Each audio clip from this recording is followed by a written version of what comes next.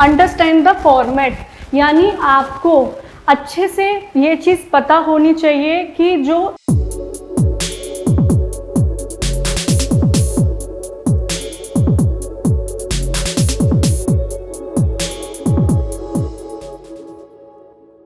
Hello everyone, this side Ankita and आज हम बात करने वाले हैं यूपीएससी इंटरव्यू की स्ट्रेटजी के बारे में। यानी हमें अपना इंटरव्यू की प्रिपरेशन हमें किस तरीके से करनी है, किन किन चीज़ों का हमें ध्यान रखना है, किस तरीके से हम अपना प्रिपरेशन अच्छी तरीके से कर सकते हैं, उसके इम्पॉर्टेंट पॉइंट्स पे हम आज बात करेंगे। क्या स्ट्रेटजी रहने वाली है हमारी यूपीएससी इंटरव्यू को लेके। आइए वीडियो को स्टार्ट करते हैं। स्ट्रेटजी फॉर इंटरव्यू, पहला पॉइंट आपका आता है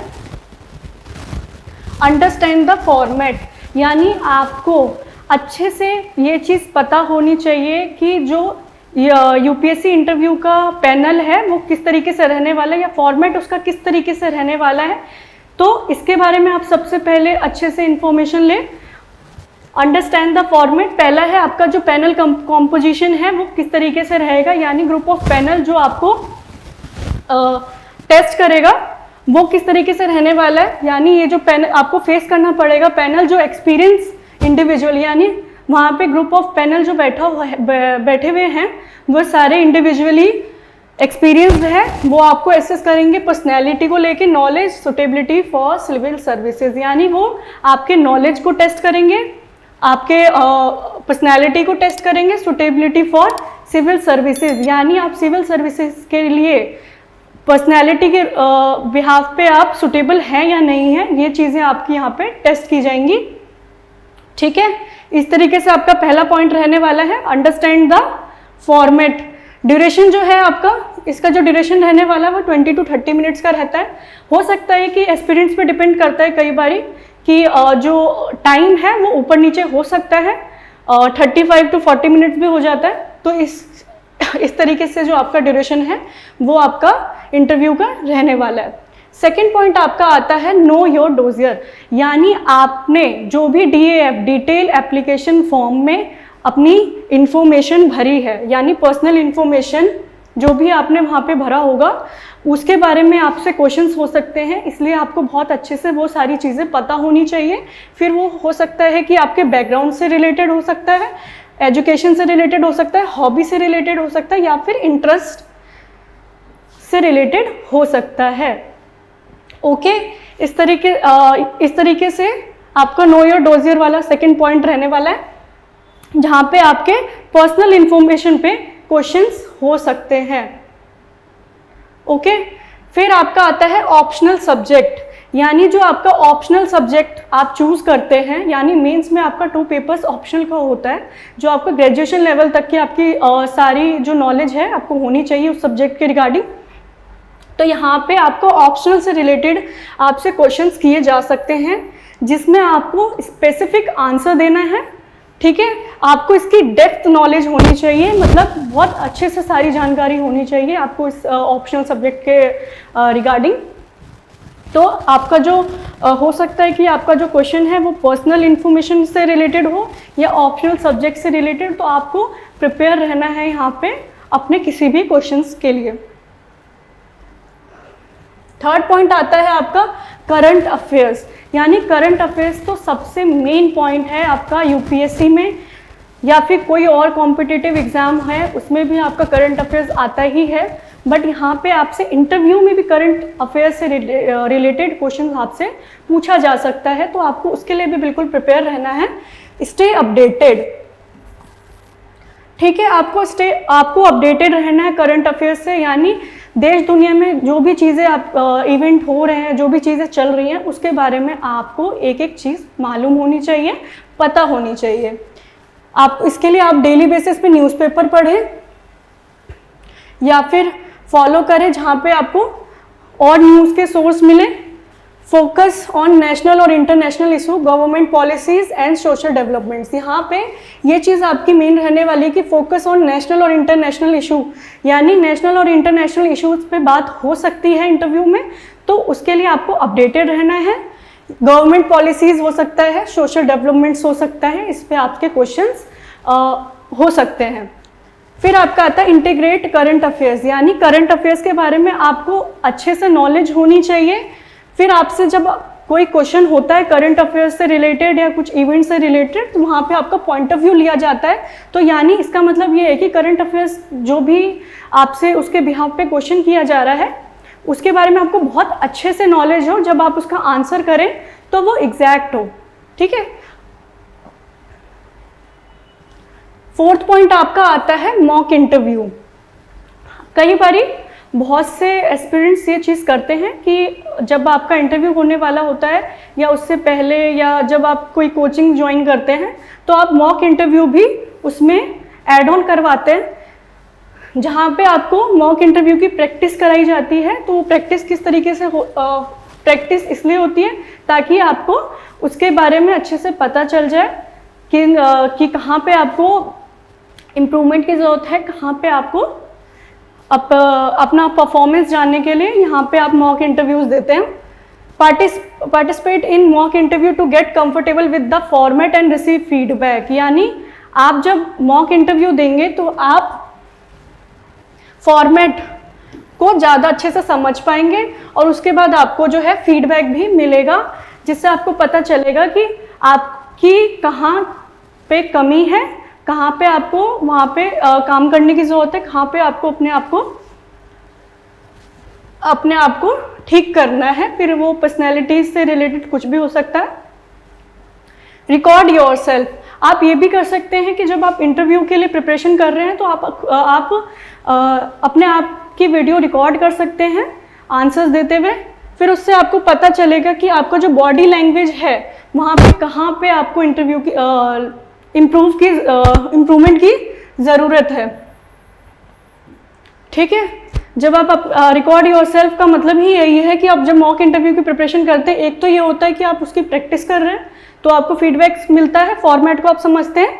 फिर आपका सेकंड पॉइंट हो जाता है रिकॉर्ड योरसेल्फ, यानी आप रिकॉर्ड कर सकते हैं। रिकॉर्ड करके आपको जब आप उस वीडियो को देखेंगे तो आपको पता चलेगा कि आपका जो बॉडी लैंग्वेज है वो किस तरीके से है और कहाँ पे आपको वहाँ पे इम्प्रूवमेंट की ज़रूरत है या जैसा भी है। ठीक है।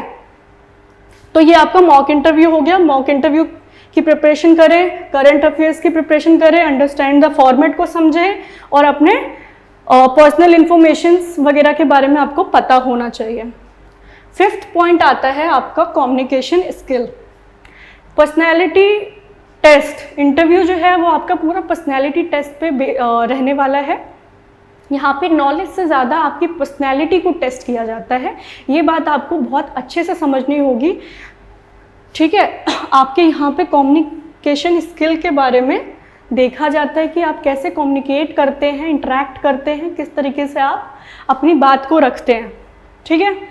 तो यहाँ पे ये पॉइंट आपका सबसे ज़्यादा इम्पॉर्टेंट रहने वाला है।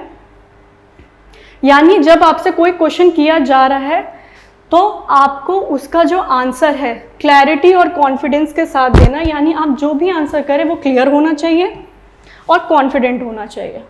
यानी आप ज़्यादा डर के आंसर नहीं कर सकते, आपको क्लियर रहना पड़ेगा। आपको जो क्वेश्चन पूछा जा रहा है आपको एग्जैक्ट उसी का आंसर देना है और कॉन्फिडेंट रहना है। यहाँ पे ये चीज़ सबसे ज़्यादा इम्पॉर्टेंट है। बॉडी लैंग्वेज, यानी जब आप बात कर रहे हैं या आप जब एक चेयर पे बैठे हुए हैं तो आपका जो जेस्चर है वो कैसा रहना चाहिए, उस पर भी आपको ध्यान रखना है।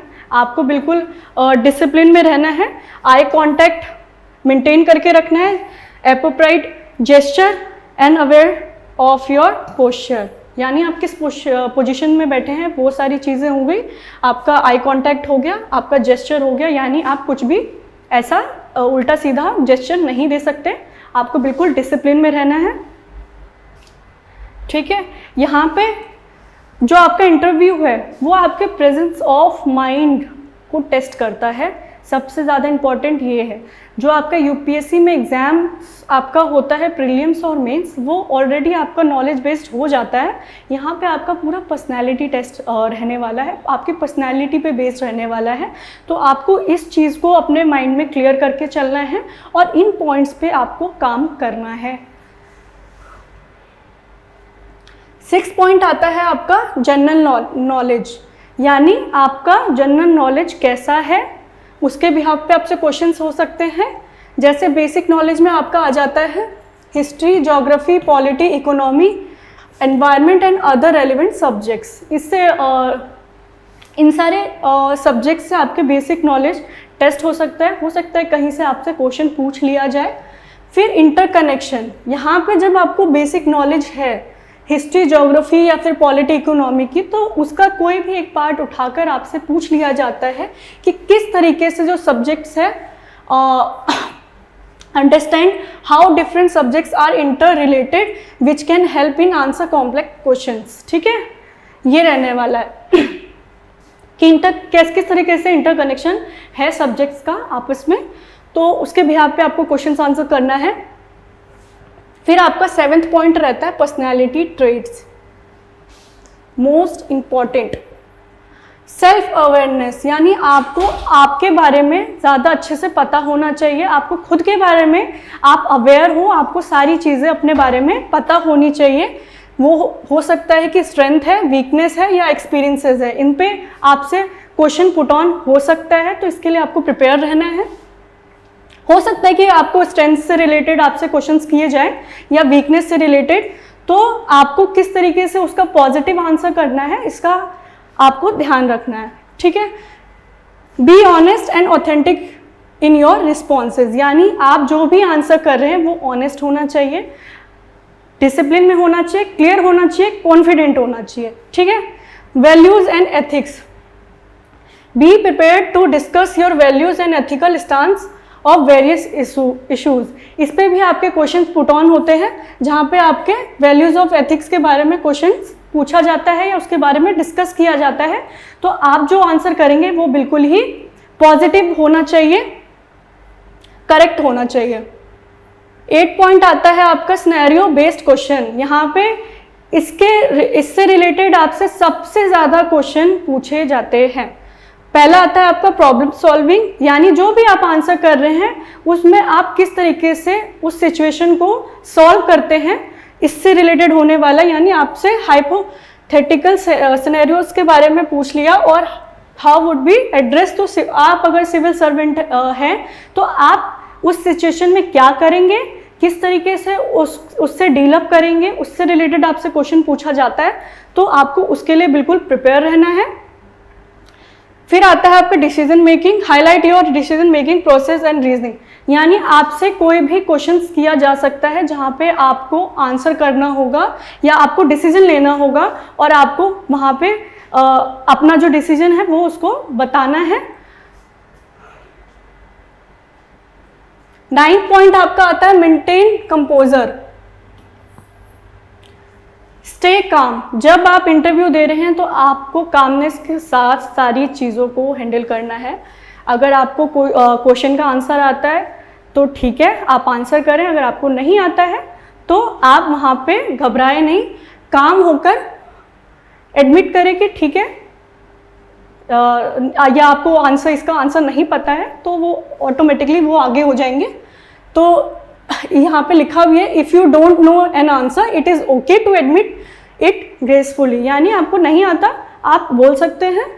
Focus on what you do know, मतलब आपको जो पता है कोशिश ये करें कि आपको जो पता है उसका आप आंसर करें।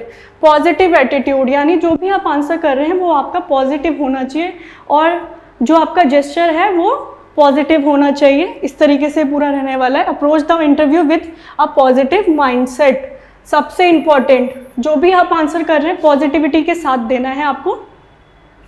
10th पॉइंट आता है आपका feedback loop, learn and adapt after practice session, seek constructive feedback and make necessary adjustment to your strategy.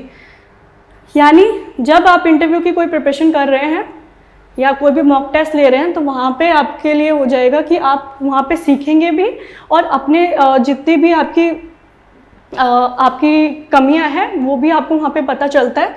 एक तरह से आपको फीडबैक मिलता है और वहाँ पे आप किस तरीके से उसको स्ट्रेटेजी के साथ उसको ठीक कर सकते हैं, ये यहाँ पे रहने वाले। कंक्लूजन ये है आपका यूपीएससी इंटरव्यू का जो स्ट्रेटेजी है, basically UPSC interview about showcasing your personality, thought process, suitability for your role, civil servant, preparation is key, but being genuine and reflective will set you apart. Good luck.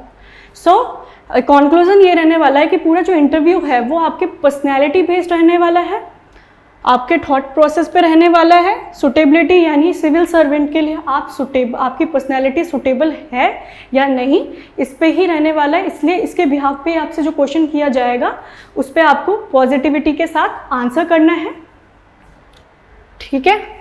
और इसके अलावा आप अपनी preparation बहुत अच्छे से करें। इन पॉइंट्स का जो मैंने आपको बताया इसका पूरा आप ध्यान रखें।